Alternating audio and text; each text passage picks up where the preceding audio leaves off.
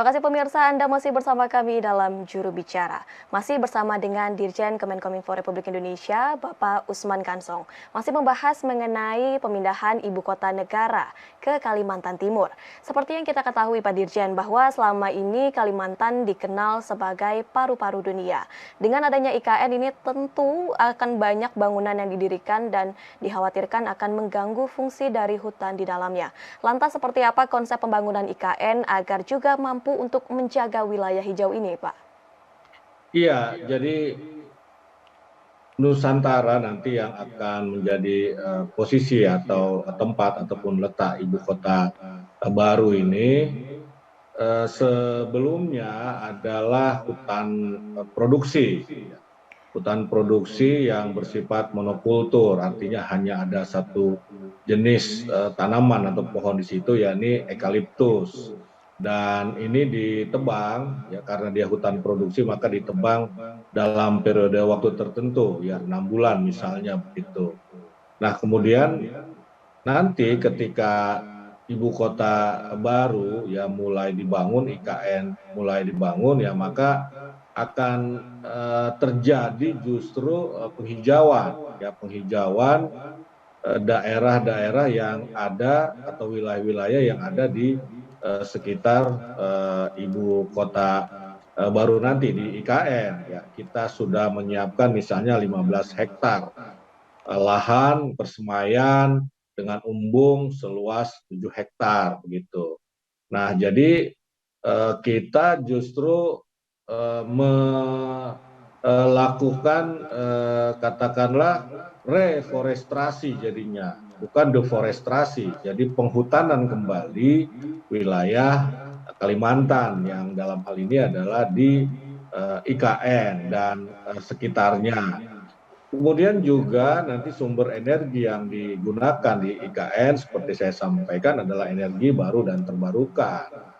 Ya, jadi sangat ramah lingkungan. Sangat ramah lingkungan, tidak ada polusi. Di sana hanya bisa beroperasi mobil listrik atau electric vehicle (EV), kemudian orang-orang bersepeda dan pejalan kaki begitu. Nah ini tentu justru akan memulihkan situasi lingkungan hidup di wilayah Kalimantan, di sekitar IKN dan bahkan juga Indonesia, dan mungkin akan menyumbang juga untuk pemulihan lingkungan hidup untuk dunia begitu. Jadi misalnya ibu kota ini akan dibangun sedemikian rupa sehingga dari satu titik ke titik lain hanya dibutuhkan waktu tempuh ya sekitar 10 menit. Nah, jadi ini memang satu kota yang dirancang smart yang memperhatikan lingkungan hidup.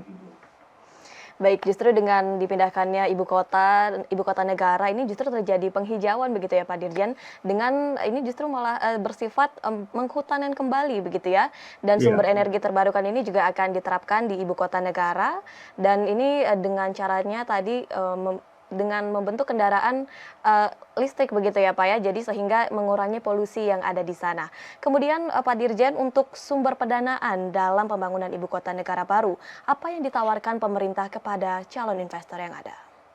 Iya, jadi ada sejumlah sumber pendanaan ya, tentu ada APBN ya, untuk awal, tapi kemudian kita akan mengundang ya investor untuk berinvestasi di IKN ya 2 pekan lalu misalnya Presiden Jokowi bekerja sama dengan Kadin menyelenggarakan satu acara yang dihadiri oleh Presiden Jokowi yang pada saat itu Presiden Jokowi mengajak para pengusaha baik dalam negeri maupun luar negeri untuk berinvestasi di IKN dengan insentif-insentif yang akan diberikan yang bisa menarik investor begitu. Jadi nanti ada mekanisme KPBU ya, kerja sama badan usaha pemerintah dan badan usaha. Kemudian juga tidak tertutup kemungkinan kita melakukan filantropi ya, atau crowdfunding. Ya, ini tidak menyalahi aturan ya karena memang ada aturannya, ada aturan yang mengatur itu. Nah,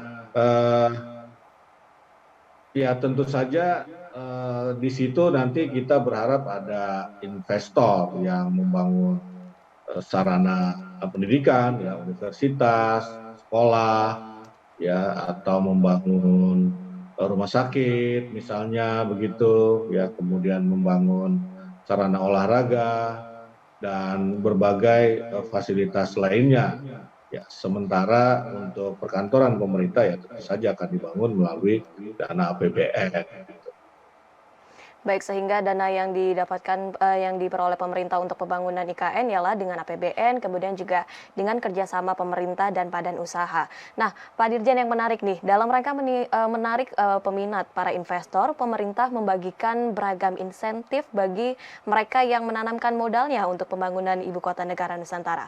Seperti apa insentif yang akan diberikan? Kita akan membahasnya usai jeda. Tetaplah bersama kami dalam Juru Bicara.